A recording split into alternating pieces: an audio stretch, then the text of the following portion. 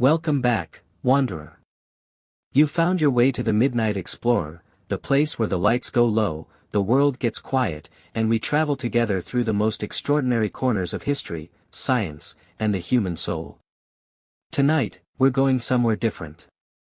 We're not traveling to a distant land, or a forgotten empire, or a sunken ship at the bottom of a cold ocean. Tonight, we're going inward. We're going to a place that has no walls and no maps. A place that ancient healers knew about, that monks sat with for lifetimes, that soldiers survived by clinging to, that scientists have argued over for centuries. Tonight, we're exploring the most mysterious frontier there is. The human mind. And specifically, what happens when the mind becomes so powerful, so focused, so alive, that it reaches down and touches the body itself. Changes it. Heals it. Transforms it. Tonight's story is about mind over matter. And I promise you, by the time we reach the end of this journey together, you will never look at a thought the same way again. So settle in. Pull your blanket a little closer. Let your shoulders drop. Let your breath slow down. And let's begin. Imagine a hospital room. It is 1957. The walls are painted a pale, institutional green, the kind of color that doesn't quite comfort you, but doesn't alarm you either. The kind of color that asks nothing from you at all. The room smells of antiseptic and something floral, perhaps a vase of yellow daisies placed on the windowsill by a nurse who believed that living things could soften hard edges. In the bed lies a man named Mr. Wright. He is dying. His name wasn't always important to history. He was just a man, a regular, ordinary, flesh and blood man, who had developed a particularly aggressive form of cancer. Tumors had spread through his body like unwanted guests who had moved in, taken over every room, and refused to leave. His doctors, Dr. Philip West among them, had tried everything available to them. The treatments of the era. The medicines. The procedures. And yet, Mr. Wright had continued to decline. He was given days to live. Maybe less. He lay in that pale green room, breathing slowly, waiting. But Mr. Wright had heard something. He had read something. Or perhaps someone had whispered it to him in the corridor, the way hope always finds a way to slip through closed doors. He had heard about a new experimental drug. A drug called crebiazine. He had heard that it cured cancer. Now, the doctors knew something that Mr. Wright did not know. They knew that crebiazine was, at that moment, being quietly dismissed by the medical establishment. The preliminary data was not promising. The drug, most experts suspected, did not work at all. But Mr. Wright begged. He pleaded. He asked Drive West to give it to him anyway. And Drive West, perhaps moved by something he couldn't quite name, compassion, or curiosity, or the quiet desperation that all healers feel when they run out of weapons against the dark, agreed. He injected Mr. Wright with crebiazine. And then he went home. He did not expect to see Mr. Wright alive the following week. But the following week came. And Drive West walked into that pale green room. And Mr. Wright was sitting up in bed. The tumors, the enormous, aggressive, scattered tumors that had been measured and documented and photographed, had shrunk. They had shrunk to half their size. Within 10 days, Mr. Wright walked out of the hospital under his own power. The nurses stood in the corridor and watched him go, blinking, silent, not quite sure what they had just witnessed. The yellow daisies on the windowsill nodded in the draft from the open window. And somewhere in the warm October air, a question was born, a question that would pursue scientists, philosophers, doctors, monks, soldiers, athletes, and dreamers for decades to come. What had just happened? What, exactly, had healed this man? The story of Mr. Wright doesn't end there. It gets stranger, and more beautiful, and more heartbreaking, before it becomes profound. We will return to him. But first, we need to go back. We need to go back much further than 1957. We need to go back to the very beginning of the idea that the mind could touch the body. That thought could move matter. That the invisible landscape inside your skull could reach out and change something physical, measurable, real. We need to go back thousands of years. To a time before hospitals and clinical trials and antiseptic walls painted pale green. To a time when healing was not separate from spirit. When the healer and the storyteller were the same person. When medicine was not a science, it was an act of faith. Close your eyes for a moment. Or soften your gaze, if you prefer. Imagine a fire. It is 10,000 years ago. Maybe more. The exact year doesn't matter, what matters is the feeling of it. A night sky so full of stars it looks like someone spilled milk across black velvet. A fire crackling at the center of a circle of people. People who have been walking all day, hunting or gathering, carrying children on their backs and questions in their hearts. Around this fire sits someone different from the others. Perhaps they are older. Perhaps they wear feathers, or bones, or patterns painted on their skin. Perhaps they know which plants ease pain and which plants bring visions. Perhaps they know the names of the stars and the meanings of dreams. This person is the shaman. And the shaman understands something, deep in their bones, that most of us have forgotten. They understand that healing begins before the medicine arrives. They understand that the story you tell a sick person, the ritual, the ceremony, the song, the belief, shapes the body's response to illness just as surely as any herb or root or poultice. The shaman, standing between the world of the sick and the world of the spirit, performs their work not on the body alone, but on the whole person, on the mind, the heart, the fear, the hope. And the sick person, wrapped in firelight and belief, surrounded by their community, invited into a story larger than their own suffering, sometimes gets better. Not always. Not magically. Not perfectly. But sometimes, the impossible happens. And the shaman files it away. Not in a notebook, but in the memory that lives in stories, passed from healer to healer across generations. A quiet, ancient knowledge that would not find its scientific explanation for another 10,000 years. Now let us travel from the firelit circle to the marble columns of ancient Greece. It is roughly 400 BCE. The Mediterranean sun is warm and golden, falling across limestone steppes and olive groves and the glittering blue water of the Aegean Sea. Here, in the hills above the city, sits a temple unlike any other. The Asclepian, the healing temple of Asclepius, the god of medicine. Sick people travel for days, sometimes weeks, to reach this place. They come limping, coughing, grieving, afraid. They come with ailments that no physician has been able to cure. They come, essentially, out of hope, pure, desperate, trembling hope. And what do the priests of Asclepius do? They do something extraordinary. They don't just give the sick person herbs. They don't just set bones or cool fevers. They invite the sick person into a process called incubation. The sick person is bathed. They are purified. They are asked to fast. They are given gentle, sleep-inducing potions made from herbs. They are then laid down on a stone or wooden pallet in the inner sanctuary of the temple, in the dark, in the quiet, surrounded by the smoke of sacred herbs and the low murmur of prayers. And they are asked to dream. Specifically, they are asked to dream of Asclepius himself, the healer god, often depicted as a tall man with a gentle face and a staff around which a serpent winds. The belief was that Asclepius would visit the sick person in the dream. Would speak to them. Would touch their afflicted body. Would reveal the cure. And when the sick person woke, sometimes they reported feeling better. Sometimes dramatically better. Were these miracles? Were they the result of the herbal potions in their blood? Were they the result of the community's expectation, and the architecture of belief that the priests had so carefully constructed?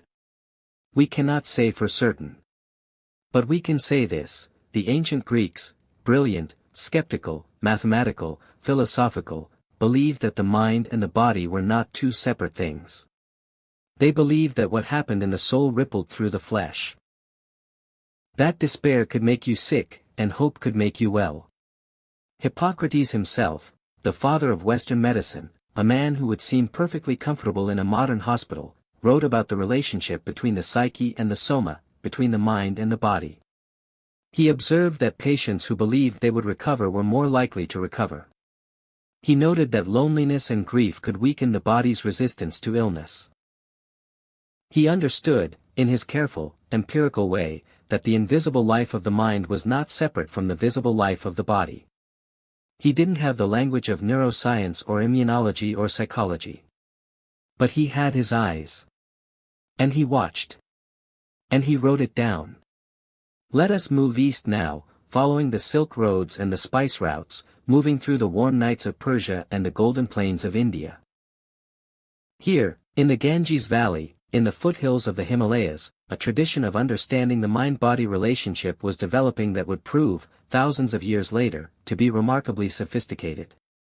The ancient Indian texts, the Vedas, the Upanishads, the teachings of the early Buddhist monks, spoke not in the language of cells and neurons, but in the language of consciousness. They described the human being not as a body that happened to have a mind, but as a mind that had, for a time, taken on a body. They described the body not as a machine, but as a kind of garden, responsive, living, deeply influenced by the quality of the thoughts and emotions that moved through it. The concept of prana, often translated as life force or breath, or vital energy, described something that flowed through the body like water through a landscape. When prana flowed freely, there was health and vitality. When it stagnated or was blocked, by fear, by grief, by anger, by rigid thought, there was illness. The practice of yoga, which at this time was not primarily about physical postures, but about the deep discipline of the mind, was understood as a way of clearing these blockages. Of calming the churning of thought. Of bringing the mind into such stillness that the body could do what it was designed to do. The Buddha, sitting beneath the Bodhi tree, teaching his students about the nature of suffering, was teaching something radical. Your mind creates your experience. Not your circumstances. Not other people. Not even the illness in your body. Your mind. The quality of your attention. The habits of your thinking. The stories you tell yourself in the quiet hours before sleep. This was not magical thinking. This was not wishful optimism. This was an extraordinarily careful, systematic observation of the relationship between consciousness and reality. And it would take the Western world roughly 2,000 years to begin building the science to catch up.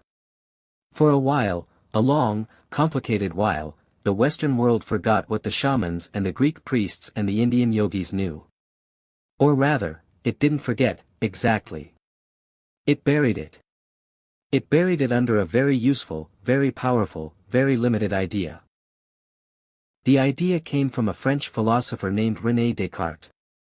Picture him, if you will, sitting in his heated study somewhere in the Netherlands in the 1640s, wearing his wig and his coat, by candlelight, writing furiously.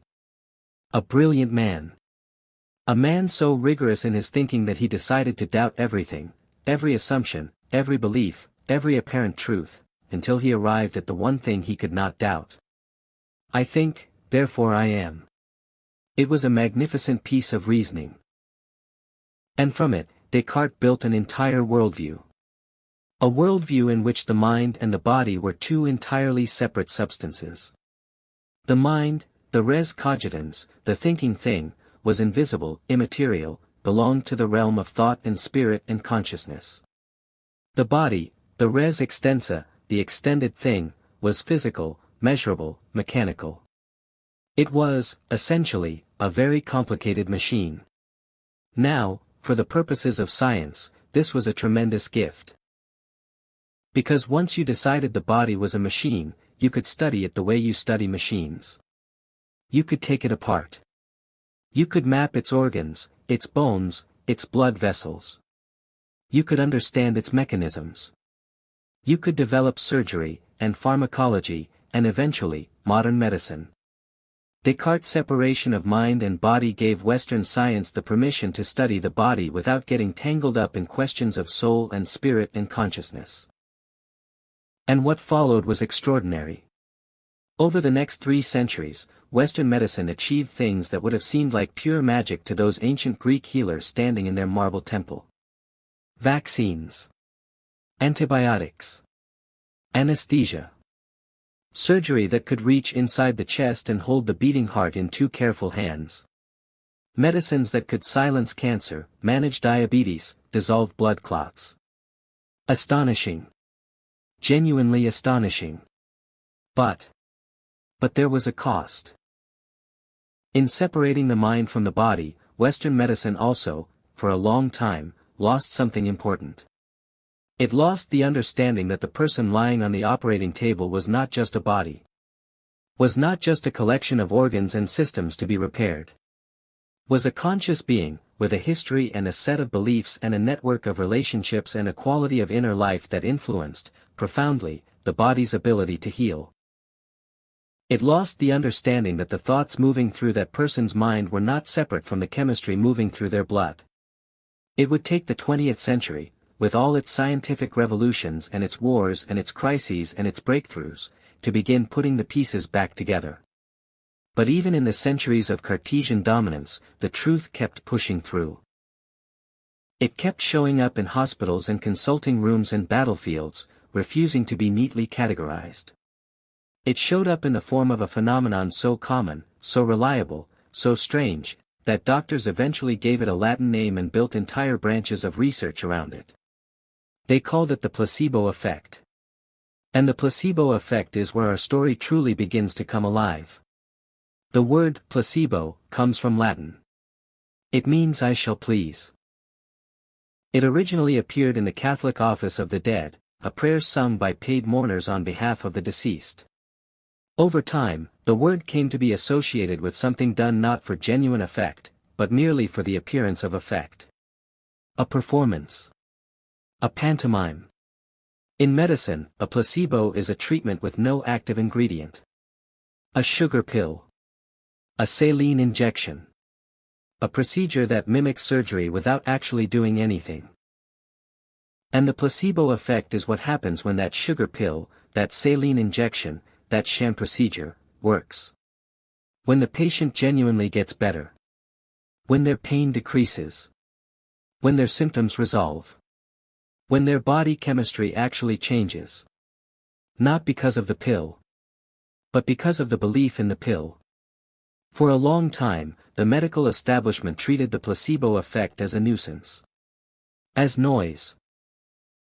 As something to be controlled for, eliminated from data, explained away. It's just psychological, they said. As if the word psychological was a sentence. As if the mind's influence on the body was a lesser, inferior kind of healing, not quite real, not quite legitimate. But then the data started accumulating. And the data was impossible to dismiss. Let's stay with the numbers for a moment, because numbers have their own kind of poetry. In clinical trials studying placebo effects across different conditions, researchers found that placebos produced measurable, real, physiological changes in the body. In studies of pain management, placebos reduced reported pain in roughly 35% of patients, and not just in a subjective, I feel a bit better, kind of way. In studies using brain scanning technology, they could watch the placebo effect happening in real time. They could see the brain releasing endorphins. The body's own natural painkillers, in response to a sugar pill. The pill didn't contain endorphins. The body made them. Because the mind expected them. In studies of depression, placebos produced improvement in 30 to 40% of participants, results that, in terms of pure numbers, were often not dramatically lower than the effect of actual antidepressants. In one extraordinary study of knee surgery in the early 2000s, a study by Dr. Bruce Moseley of Houston, patients with knee pain were randomly assigned to either real arthroscopic surgery or sham surgery. In the sham surgery, patients were brought into the operating room, anesthetized, given incisions, but the surgeon simply manipulated the knee a little without actually doing the procedure. The results? The sham surgery worked just as well as the real surgery. The patients who received the fake operation reported the same levels of pain relief and improved function as those who had received the genuine procedure. The medical community was, to put it gently, disturbed by this finding. If surgery could work without being performed, what did that say about what was actually doing the healing? And then there is the phenomenon of open-label placebos. For years, researchers assumed that the placebo effect required deception. You couldn't just tell someone, this is a sugar pill, you had to make them believe it was real medicine. But then a researcher named Ted Kaptchuk at Harvard decided to test this assumption. He gave patients with irritable bowel syndrome, a condition characterized by chronic, often debilitating abdominal pain and digestive disturbances, placebos. And he told them they were placebos. He said, clearly and explicitly, this is a placebo. It contains no active ingredient. But research shows that placebos can have powerful effects even when you know they are placebos. And the patients took the pills, knowing they were fake. And they got better. Significantly better. 59% of patients who took the open-label placebo reported adequate relief from their symptoms, compared to 35% in the control group.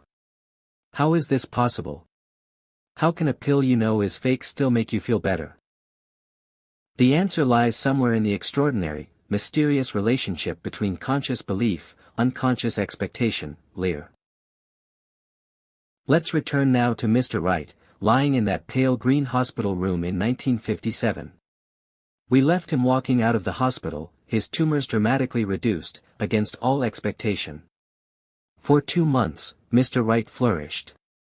He was well. He was alive. He was, by all appearances, cured. And then he read a newspaper article. The article reported that studies of crebiazine, the drug he had been given, were not showing the promised results. The drug, it appeared, did not actually work against cancer. Within days of reading this article, Mr. Wright relapsed. His tumors returned. Rapidly. Dramatically. Drive West, watching this unfold, had a thought. It was, perhaps, an ethically complicated thought. But it was also a scientifically curious one. He told Mr. Wright that the newspaper reports were wrong. That a new, improved, double-strength version of crebiazine had just been developed. That it had shown remarkable results.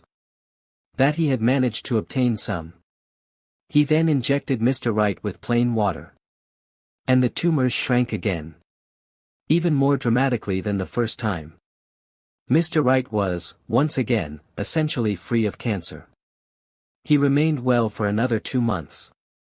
And then the American Medical Association made an official, public announcement: crebiazine had been thoroughly tested and definitively proven to be worthless.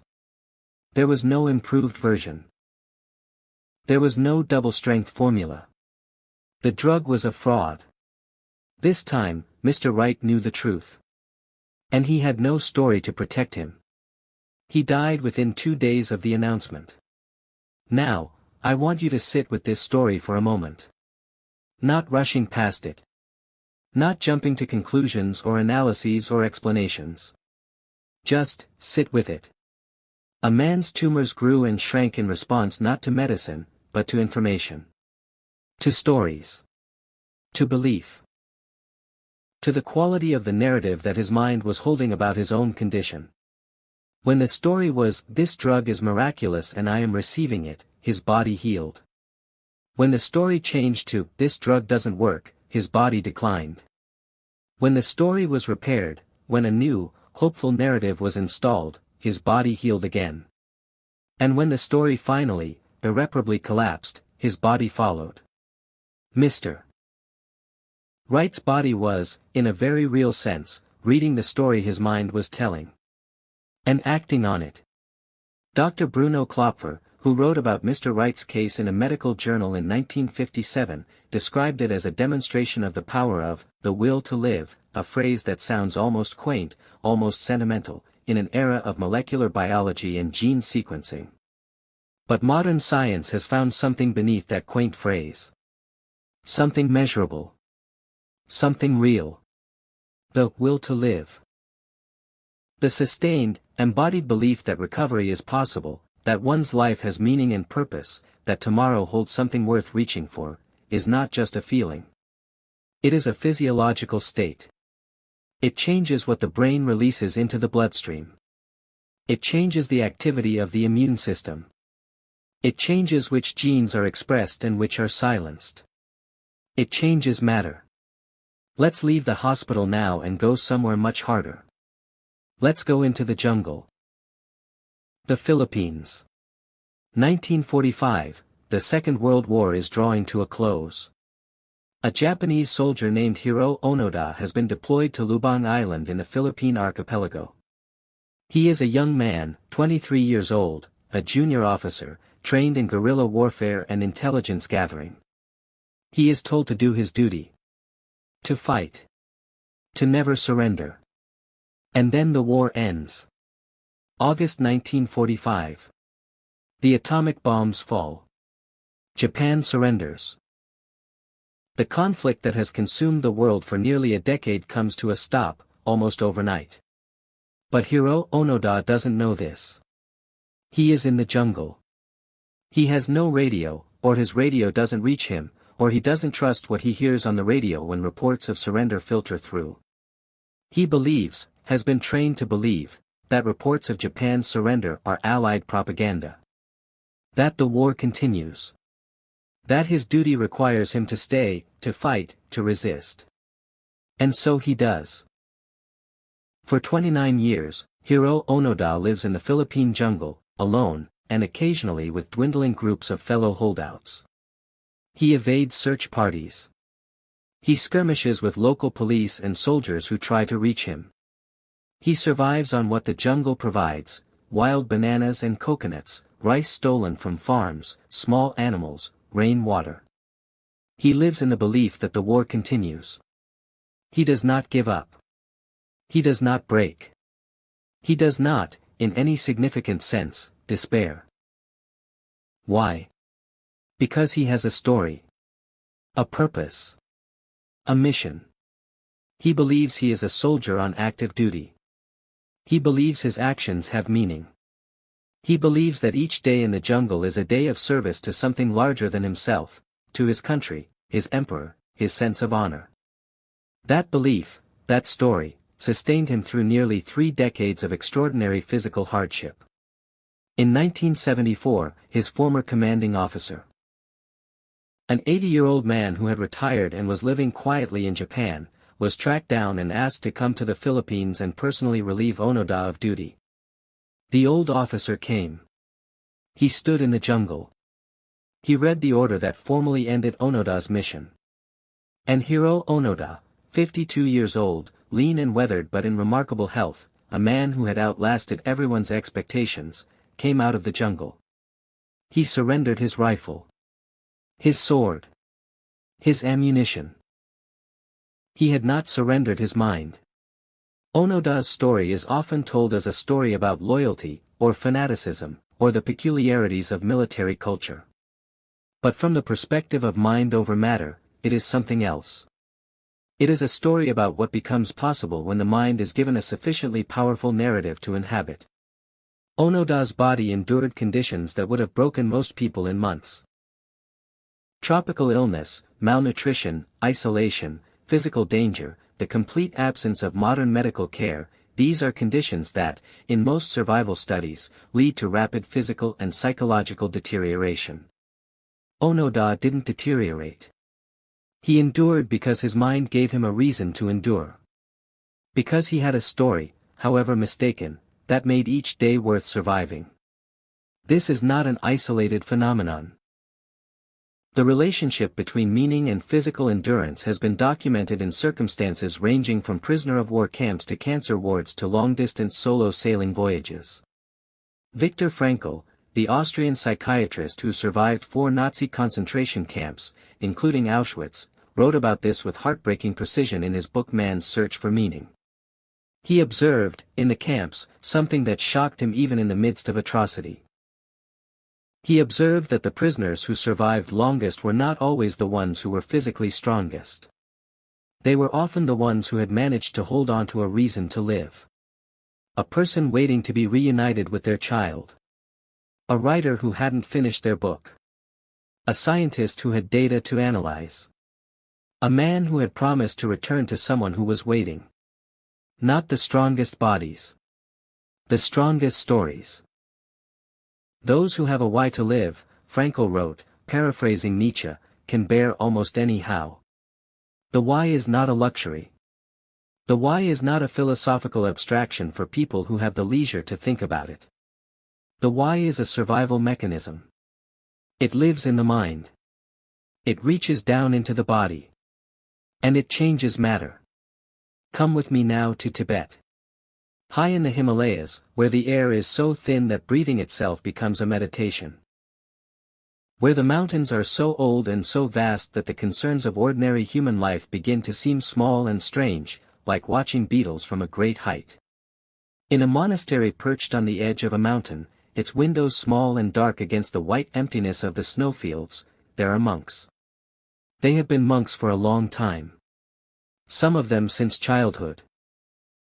They have spent 20, 30, 40 years sitting in the same posture, practicing the same disciplines, following the same rhythms of prayer and silence and attention. And some of them can do things that, by the metrics of Western physiology, should be impossible. In 1981, a Harvard researcher named Herbert Benson came to this monastery. Benson was not a mystical man. He was a cardiologist. A scientist of the heart, trained in the rigors of Western medicine, skeptical of claims that couldn't be tested and measured. But he had been following a thread. In the 1970s, Benson had conducted research on transcendental meditation, a popular meditation technique that had reached the West from India in the 1960s. His research had shown that meditation produced measurable physiological changes, reduced heart rate, reduced blood pressure, reduced oxygen consumption. He called this cluster of changes the relaxation response, the opposite of the stress response, the physiological state of deep rest and recovery. But stories were reaching him from Tibet. Stories about monks who could do things that seemed to exceed the relaxation response. Things that seemed, frankly, impossible. He had to see for himself. In the monastery in Tibet, Benson's team set up temperature probes. They attached them to the fingers and toes of monks who agreed to be studied. The monks sat down. They closed their eyes. They entered a practice called Jitamo, sometimes translated as inner heat meditation, a Vajrayana Buddhist technique in which the practitioner visualizes a flame in the center of their body and, through breath and visualization, directs that inner heat through specific channels of the body. Benson and his team watched their instruments. And the instruments reported something that defied everything the physiologists knew about human thermoregulation. The monks' peripheral body temperature, in their fingers and toes, the extremities, where blood flow is most restricted in cold conditions, rose by as much as 17 degrees Fahrenheit. In ambient temperatures that were close to freezing. Through the deliberate, focused action of the mind alone. The monks were not just staying warm. They were generating heat in their bodies through directed thought, through visualization, through a practice refined over centuries of experimentation in one of the harshest climates on Earth. The instruments recorded it. The science could not explain it. Or rather, the science could record what was happening, but not fully explain how. How was a visualization, an image held in the mind, generating measurable thermal energy in the flesh? Benson's research on Jitamo became one of the most cited studies in the early literature on mind-body medicine. But it was not an isolated finding.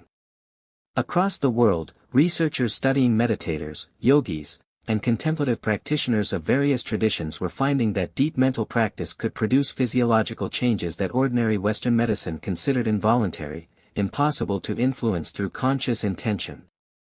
The autonomic nervous system. The system that regulates heart rate, digestion, immune activity, blood pressure, and body temperature, was supposed to be, by definition, autonomous, beyond voluntary control. Happening beneath consciousness, without our say-so.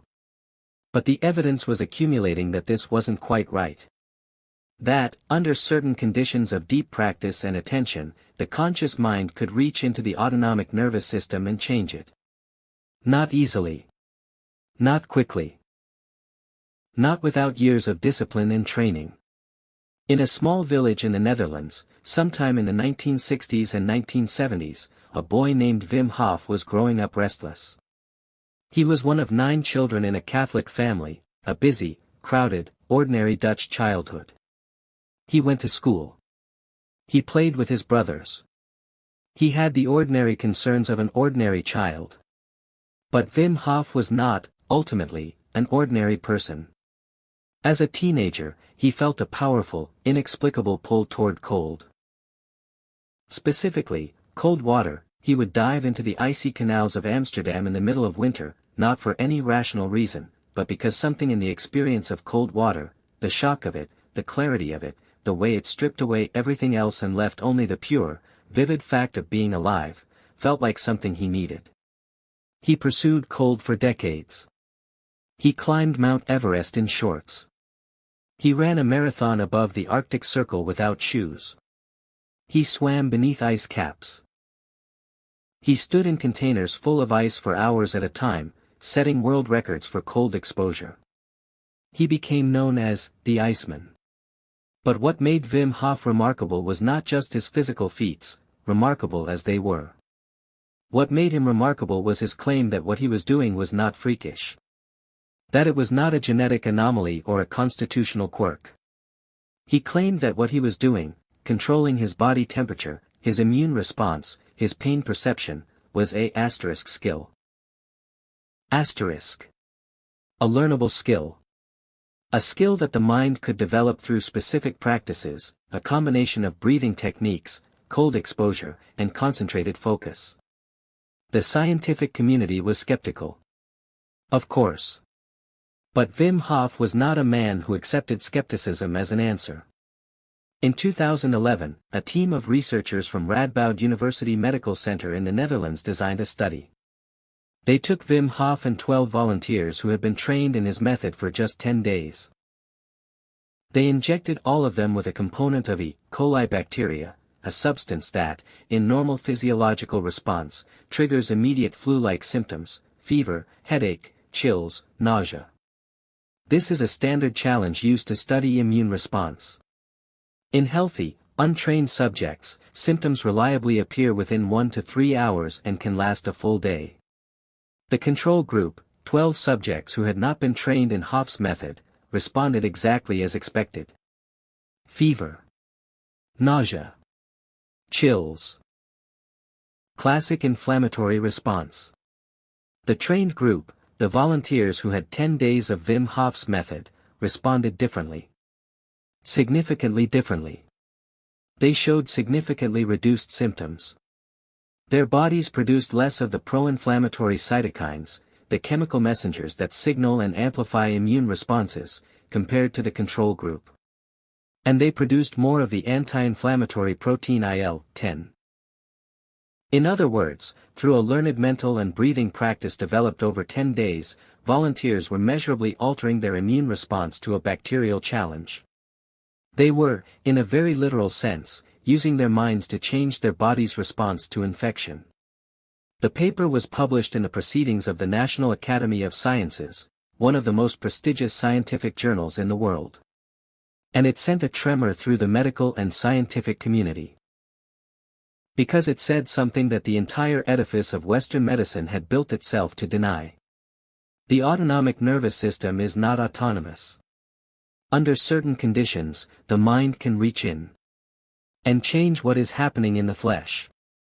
There is another side to all of this. And it is important. It is as important as all the wonders we've been exploring.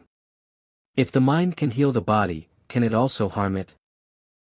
The answer, which most of us know in our bones even if we've never articulated it, is yes.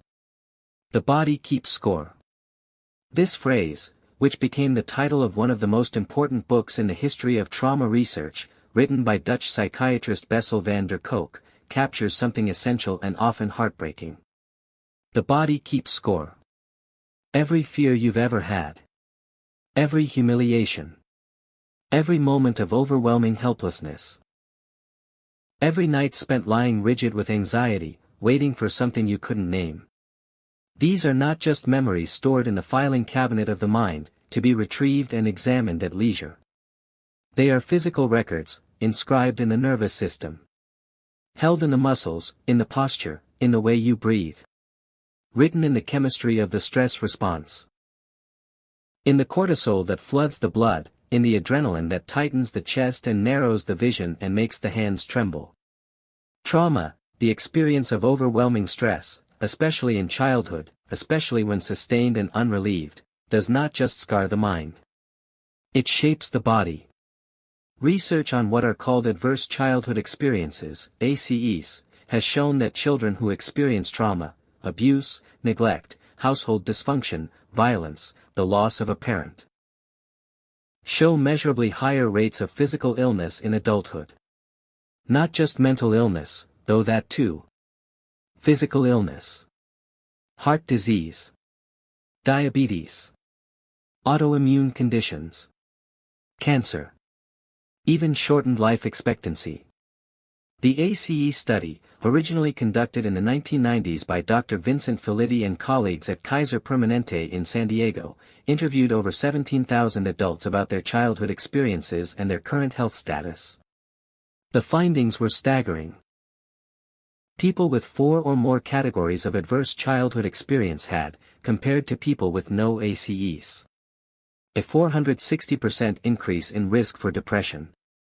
A 1,220% increase in risk for suicide attempts. A 240% increase in risk for sexually transmitted diseases. A 390% increase in risk for chronic obstructive pulmonary disease. A 240% increase in risk for hepatitis. And, remarkably, devastatingly, even after controlling for obvious behavioral risk factors like smoking and alcohol use, the physical health effects remained. The childhood experiences had reached down into the adult body. Decades later. Through pathways we are still mapping. This is the dark side of mind-body medicine. And it is important to hold it honestly. Because sometimes, when we talk about mind over matter, about healing through belief and intention and positive emotion, there is a terrible shadow version of this that emerges. A version that says, if your mind can heal your body, then if you are sick, it is your fault. That says, you should have believed harder. You should have been more positive. You should have meditated more, stressed less, hoped more fiercely, This is a dangerous and cruel distortion. The same science that shows that belief and intention can influence health also shows that the capacity for belief, for sustained positive intention, for hope, is not equally distributed. It is shaped by history. By trauma. By circumstance. By the accumulated weight of experiences that were done to you, not chosen by you. A child who grew up in a house full of fear did not choose that fear. A person whose nervous system was rewired by chronic stress did not wire it that way by preference. The mind's influence on the body is real. But it operates within a context. And the most important thing that mind-body science teaches us is not, think positive and you'll be healthy. It is, the quality of your inner life matters to your physical health, and therefore anything that supports a richer, safer, more loving inner life, therapy, community, meaning, rest, belonging, is not a luxury,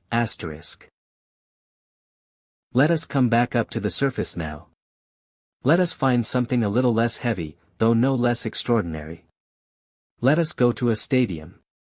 It is a summer morning, somewhere in the United States, in the mid-20th century. The grass of the track is still wet with dew. The bleachers are empty. The morning light falls at a long angle, and the world is quiet and full of possibility. A runner is warming up. He has been told something that every runner in the world has been told. The 4-minute mile is impossible. The human body cannot run a mile in under 4 minutes. The heart would give out. The lungs would collapse. The legs would fail. The physiologists have measured the limits. The biomechanicians have calculated the equations. The coaches have run the numbers. It cannot be done. And then, on May 6, 1954, Roger Bannister ran the mile in 3 minutes, 59.4 seconds. The impossible was done. But what happened next is even more interesting. Within 6 weeks, an Australian runner named John Landy broke Bannister's record. Within 3 years, 16 runners had broken the 4-minute barrier.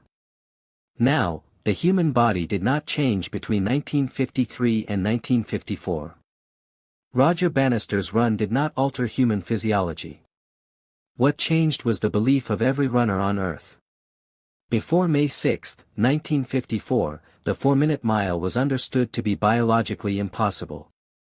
That understanding, held by runners, coaches, sports scientists, and spectators alike, functioned as a real, physical limitation.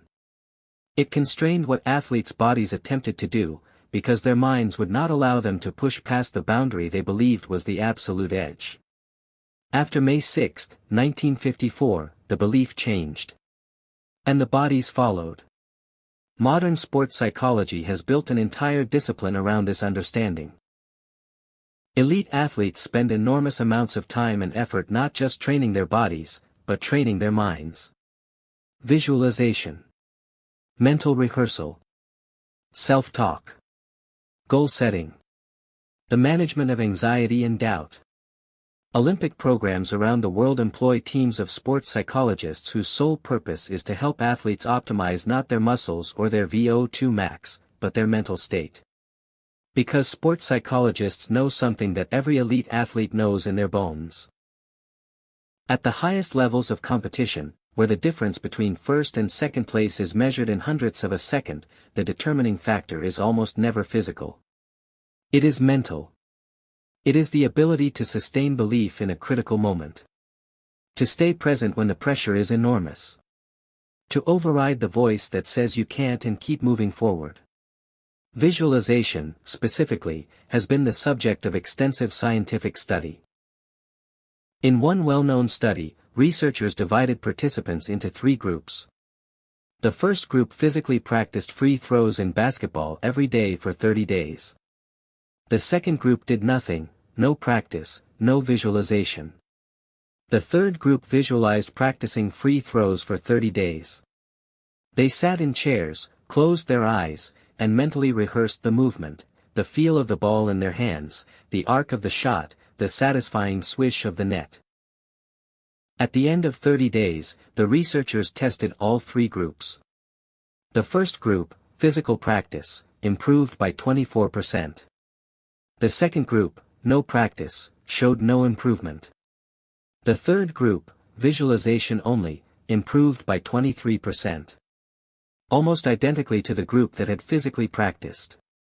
The brain, it turns out, cannot entirely distinguish between a vividly imagined movement and a physically performed one.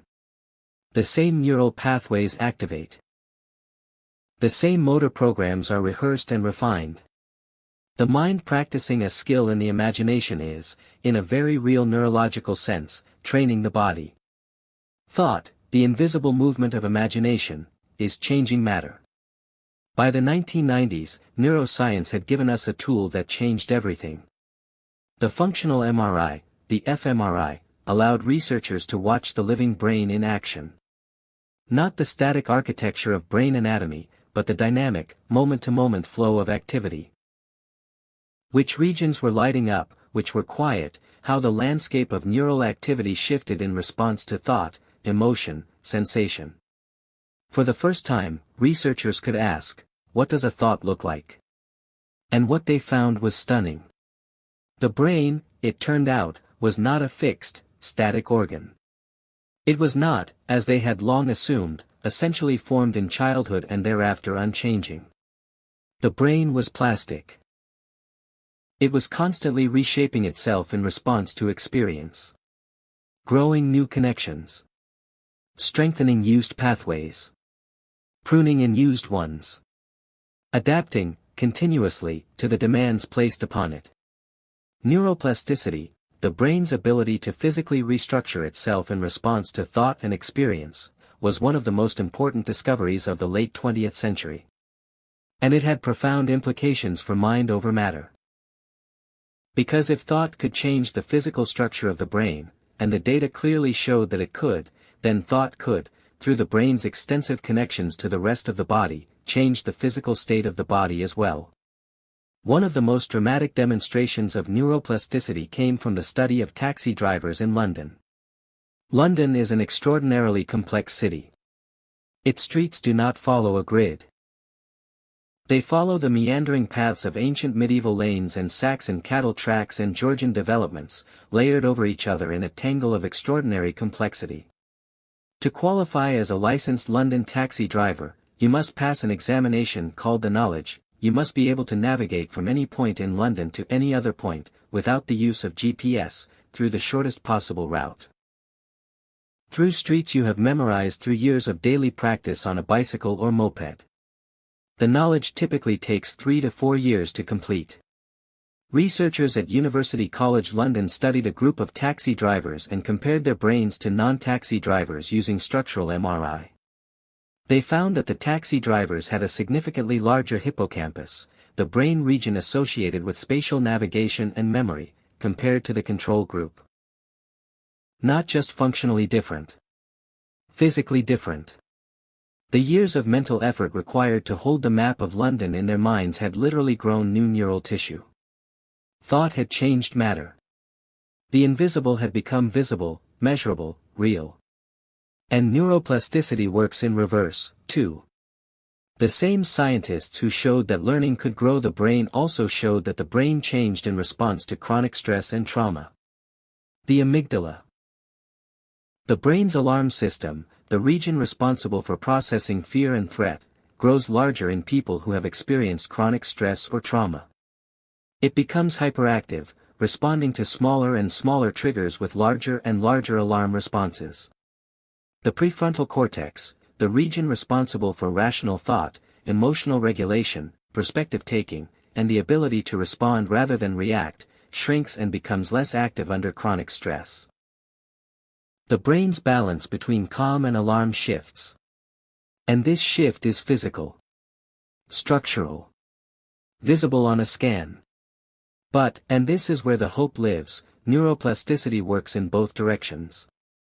The same brain that was changed by chronic stress can be changed back. By therapy. By meditation. By sustained positive experience.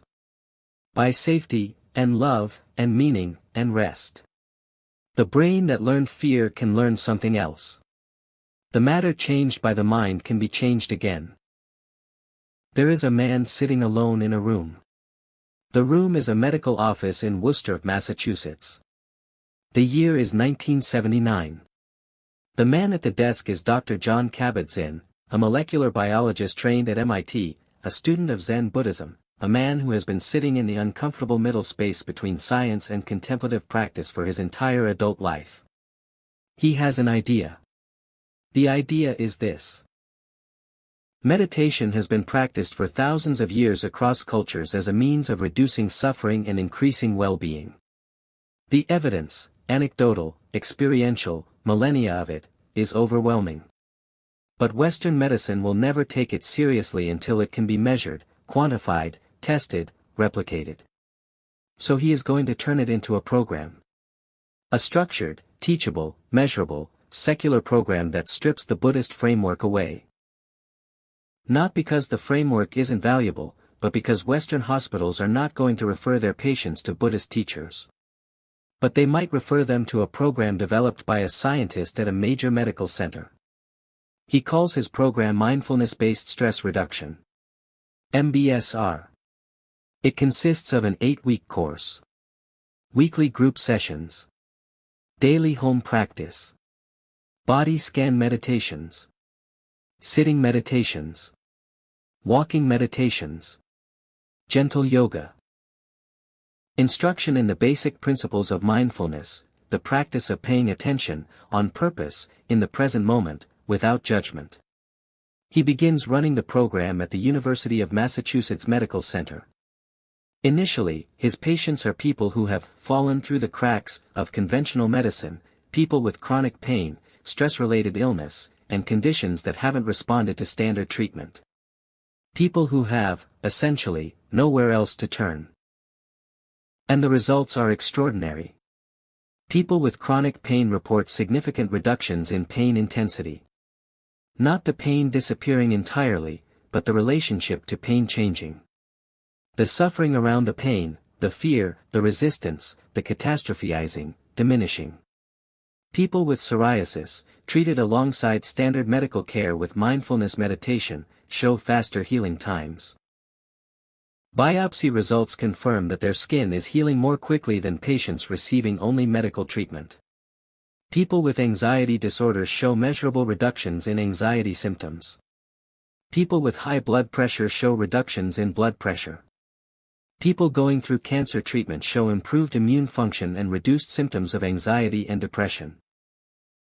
The program is studied, and studied again, by researchers at MIT, Harvard, the University of Oxford, institutions around the world. The results are replicated. Mindfulness meditation, the simple, ancient, universal practice of paying careful, non-judgmental attention to the present moment, changes the brain. It reduces activity in the amygdala. It strengthens the prefrontal cortex. It grows gray matter in regions associated with awareness, empathy, and emotional regulation. It reduces levels of the stress hormone cortisol. It reduces inflammatory markers in the blood. It does not do these things by magic.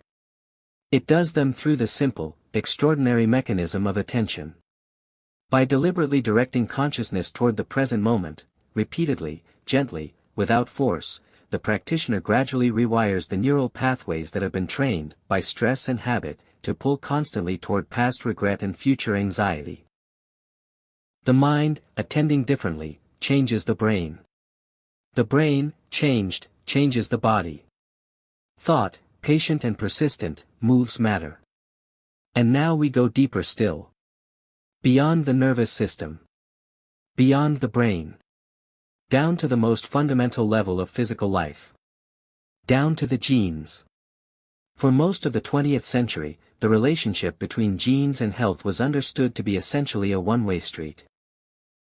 Your genes determined your traits, your vulnerabilities, your destiny. They were written in the egg and the sperm that made you, and thereafter they were fixed. You could not, the dogma said, change your genes. They were the blueprint, and the blueprint was permanent. But in the early years of the 21st century, a new field emerged that quietly, methodically dismantled this certainty. The field was called epigenetics. And it revealed something extraordinary. Your genes are not fixed. Or rather, the genes themselves don't change, but the expression of those genes, which ones are switched on, which ones are switched off, which are turned up to full volume and which are barely whispering, changes constantly. In response to experience. In response to environment. In response to diet, sleep, exercise, stress. And, most astonishingly, in response to mental states. Researchers studying the gene expression of meditators found that long-term meditation practice produced measurable changes in gene activity, specifically in genes related to inflammation, immune function, and cellular aging. A landmark study by Dr. Elizabeth Blackburn, who won the Nobel Prize in Physiology or Medicine in 2009 for her work on telomeres, showed that chronic stress shortened telomeres. Telomeres are the protective caps at the end of chromosomes, like the plastic tips on shoelaces. When telomeres shorten, cells age faster and become more vulnerable to disease. And meditation, in Blackburn's research, was associated with longer telomeres. The practice of directed attention, of sitting quietly and attending to the breath, was reaching down through the nervous system, through the endocrine system, through the immune system, all the way to the chromosomes themselves. The mind was changing the genes. Not the genes themselves, but the way the genes behaved. Dr. Herbert Benson, our Harvard cardiologist who had traveled to Tibet to study the meditating monks, returned to this question in the early 2000s. He and his colleagues at the Benson Henry Institute studied the gene expression of people who practiced meditation, yoga, repetitive prayer, and the relaxation response that Benson himself had described decades earlier. They compared the gene expression of long-term practitioners to novices before and after a single session, and to non-practitioners. The results were startling. They found that the relaxation response activated genes associated with energy metabolism, insulin secretion, and the telomere maintenance pathway, and suppressed genes associated with inflammation and the stress response. Over 2,200 genes were affected in long-term practitioners compared to novice meditators. 2,200 genes. Each time a person deliberately entered a state of calm, focused attention, they were, in effect, editing the activity of over 2,000 genes. Thought, attending quietly to the breath, reaching all the way down to the fundamental instructions that govern every cell in the body. I want to tell you about a doctor. His name is Dr. David Spiegel. He is a psychiatrist at Stanford University, and in the 1980s, he was trying to prove something wrong. There was a growing popular belief, fueled partly by the mind-body wellness movement that had begun to emerge in the wake of Norman Cousins and others, that psychological interventions could extend the lives of cancer patients. Spiegel thought this was wishful thinking. He was a scientist. He wanted evidence. And he expected his study to provide the evidence that would finally, definitively, settle the matter. Psychological support does not affect cancer survival rates. It may improve quality of life, which is valuable in itself, but it does not extend life. He designed the study. He took women with metastatic breast cancer, cancer that had spread beyond the original tumor, the most advanced and dangerous stage, and divided them into two groups. The first group received standard medical care. The second group received standard medical care plus weekly group therapy sessions, 90 minutes a week, for a year, in which the women talked together about their fears, their grief, their anger, their love, their lives. Spiegel expected the data to show what he was sure it would show. No significant difference in survival between the groups. Instead, the data showed something that stopped him cold. The women who had received group therapy lived, on average, twice as long as the women who had not. Not weeks. Not a marginal statistical blip. 18 months longer than the control group. Spiegel reran his analysis. He checked for confounding variables. He looked for methodological errors. He tried to explain it away. He could not. He published the results, fully expecting his colleagues to find the flaw he had missed. They couldn't either. Subsequent studies of psychosocial interventions in cancer patients have produced mixed results, some replicating Spiegel's findings, others not. The scientific picture remains complex and contested. But the original study stands as a marker. A marker of something the science keeps bumping into, no matter how carefully it tries to control for it. The quality of a person's emotional and relational life affects how their body fights disease. Connection. Specifically, the experience of being in honest, vulnerable, supported, witnessed connection with other human beings, is not separate from medicine. It is medicine. There is a shadow twin to the placebo. It has a name too. It is called the nocebo, from the Latin, I shall harm. If the placebo effect is the body healing in response to positive belief, the nocebo effect is the body harming itself in response to negative belief. And it is just as real. There are documented cases of patients who were told they had terminal cancer, and who had terminal cancer, dying much faster than their prognosis suggested. Not because the cancer was more aggressive, but because the announcement of the prognosis seemed to trigger a cascade of physiological decline. There are studies in which patients who were told that a completely inert substance would cause nausea experienced nausea.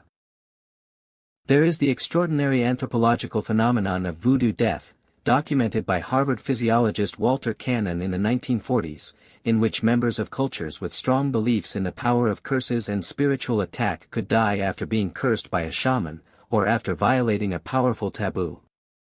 Cannon hypothesized that the extreme stress response triggered by terror, a terror with no escape, because the person believed utterly in the curse's power.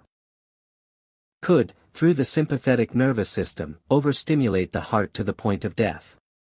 The belief in death, maintained at sufficient intensity, could become a self-fulfilling prophecy. Thought moving matter, in the darkest direction. And in a more everyday, less dramatic sense, we live with the nocebo effect constantly. The power of a pessimistic diagnosis to become a self-fulfilling prophecy.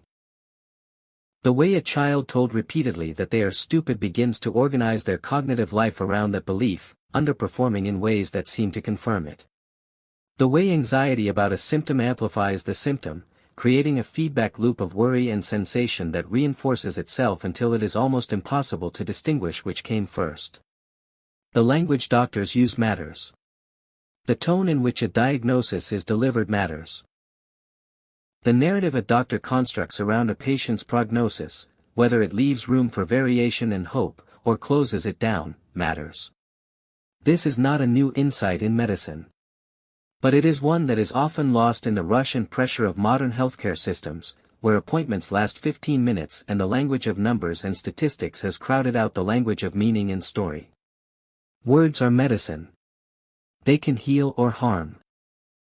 And the doctor who walks into a room and says, in a warm, confident, and honest voice, "You have a difficult road ahead, but people do get through this, and I'm going to be with you every step of the way," is doing something measurable.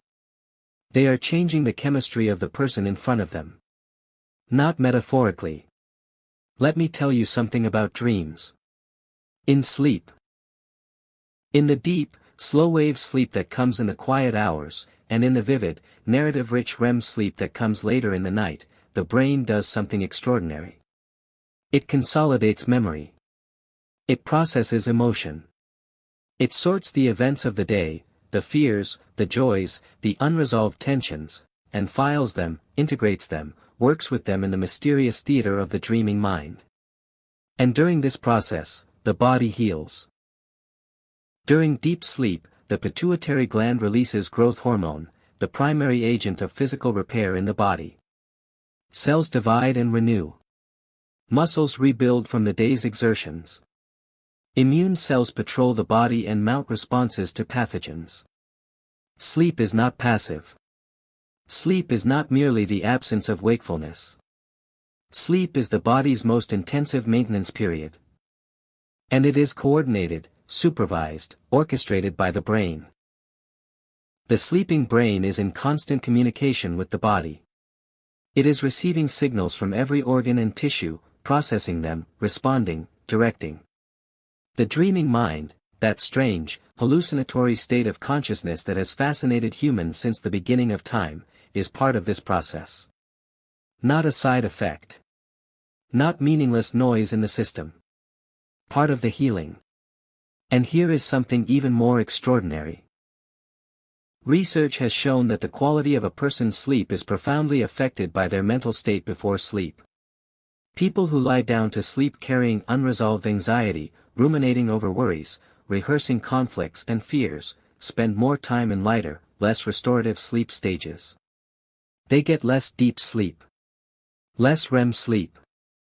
Less of the healing that the night is supposed to provide. People who go to sleep in a state of relative calm, having processed the day's emotions. Or at least having set them aside with intention, sleep more deeply. More restoratively. Their bodies receive more of what the night has to offer. And how you feel when you wake depends not just on how many hours you slept, but on the quality of that sleep. The depth. The completeness. Which depends, in part, on the state of your mind as you cross the threshold into sleep. Which means that even the act of lying down at night, the act of consciously letting go, releasing the grip of the day, choosing to rest, is an act of mind over matter. The decision to trust the night. To let the body do its work. To surrender the anxious, managing, planning, worrying mind to the deeper intelligence of sleep. It is a small act of faith. And the body rewards it. In the history of mind-body medicine, one of the most well-documented and emotionally resonant phenomena is what researchers call broken heart syndrome. Its clinical name is Takotsubo cardiomyopathy. It is a condition in which the heart, the physical, muscular, blood-pumping organ, is temporarily impaired by extreme emotional stress. Most commonly, it occurs in the wake of sudden, devastating loss. The death of a spouse. The end of a long marriage. A catastrophic event. A shock. The person experiences symptoms indistinguishable from a heart attack, chest pain, breathlessness, EKG abnormalities. But when doctors look at the coronary arteries, they are open. There is no blockage. The heart is not starved of blood. Instead, one part of the heart, typically the left ventricle, has stopped contracting normally. It balloons outward, weak and flaccid, while the base of the heart pumps harder to compensate. On an imaging scan, it looks like a Japanese octopus pot, which is why it is named Takotsubo in Japanese. The heart, confronted with overwhelming grief, has literally changed shape. The emotion has become anatomy. In most cases, with rest and treatment, the heart recovers. The shape returns to normal. The function is restored. But the phenomenon itself, the measurable, anatomical, documentable change in the physical heart in response to emotional devastation, is a stunning illustration of something we all know in our less defended moments. We feel love and loss in our hearts. Not metaphorically. Literally. The heart, that ancient, patient, tireless pump, is not immune to the life that moves around and through it. It listens. It responds. It is changed by what it feels. There is a beautiful and very old idea that runs through almost every human culture on Earth. The idea that children, before they are old enough to doubt themselves, sometimes do extraordinary things. That before the world teaches them the limits of the possible, they live in a kind of expansive, unguarded openness to reality that allows them to perceive and experience things that adults, with their hardened certainties, have closed themselves off from. Neuroscience has found something interesting about the relationship between belief and experience in children. Children's brains, until roughly the age of 7 or 8, spend a great deal of time in theta brainwave states.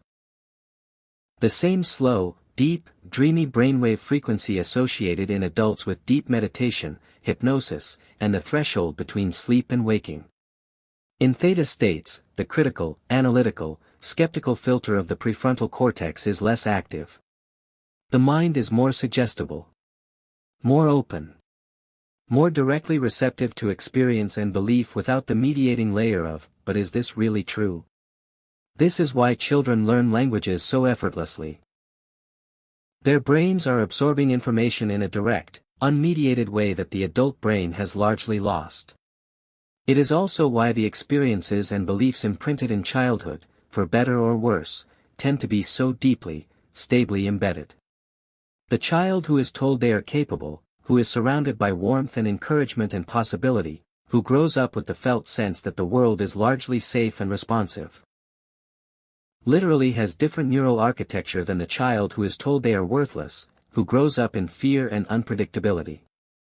The story of who we are, installed in those deep, open, theta state years of early childhood, shapes the body we live in for the rest of our lives. This is not destiny. But it is inheritance. And understanding it is the first step in deciding what to do with it. We have traveled a long way tonight. From the firelit circles of our ancient ancestors, to the marble temples of Greece, to the snowfields of Tibet. From hospital rooms in California to the jungles of the Philippines. From concentration camps to Olympic stadiums. From the neurons of the brain to the chromosomes in the nucleus of every cell. And everywhere we have gone, we have found the same thing. The same stubborn, persistent, beautiful, sometimes heartbreaking truth. The mind shapes the body. The inner life reaches out and touches the outer life. Thought moves matter. Not always. Not completely. Not without limit. But genuinely, measurably, importantly, undeniably. And of all the mechanisms through which the mind influences the body, one of the oldest and most powerful is one we've been circling around all night. It is story. The narrative we hold about who we are and what is possible for us. The story of our illness, or our healing. The story of our limitations, or our capacities. The story of our past, whether it defines us forever or is simply the beginning of a longer, more complicated tale. Mr. Wright's tumors responded to the story of the miraculous drug. Viktor Frankl's survival was organized around the story of a future reunion. Hiro Onoda's body endured the jungle because of the story of his mission. The monks on the mountain generated heat through the story of an inner flame. The athletes broke records when the story of impossibility was replaced by the story of someone who had done it. Norman Cousins healed himself, in part, by choosing a different story.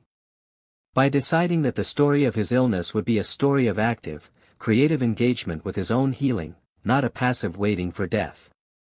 Now, I don't want you to walk away from tonight's story thinking that you can cure any illness by believing hard enough. That is not what the science says. The science says that the mind's influence on the body is real, and significant, and often underestimated, but it operates within limits that are also real and significant. You cannot think away a broken leg. You cannot meditate away an acute infection that needs antibiotics. You cannot visualize your way out of a genetic condition. Medicine is real. Surgery is real. Pharmacology is real. But the person inside the body that is being medicated, operated on, treated. That person is not separate from their treatment. Their beliefs, their emotional state, their relationships, their sense of purpose, the story they hold about their own life, all of these are part of the therapeutic equation. Integrating them is not mysticism,